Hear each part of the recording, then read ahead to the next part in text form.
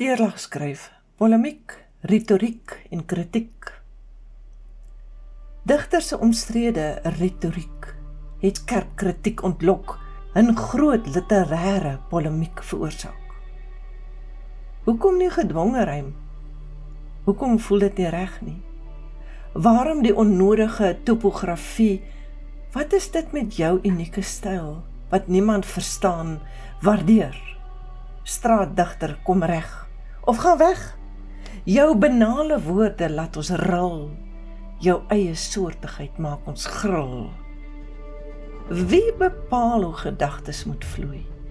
Wie bepaal of strofes moet rym of skryn? Geen ou wêreldse digter het omgesteer aan wie skiet met watter geweer. Sy eie kaliber het alles bepaal, baanbrekers werk voorwaar.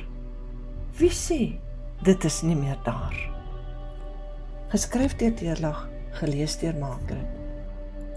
Sonder om enige iemand doelbewus na te kom. Polemiek is 'n openbare woordstryd of 'n twisgesprek oor 'n belangrike, omstrede onderwerp. Retoriek, dis die kuns van oortuigende taalgebruik of welsprekendheid. Kritiek, dis die beoordeling van iets om die sterk en swakpunte daarvan uit te wys. Dit kan positief, opbouend of negatief, afbreekend wees.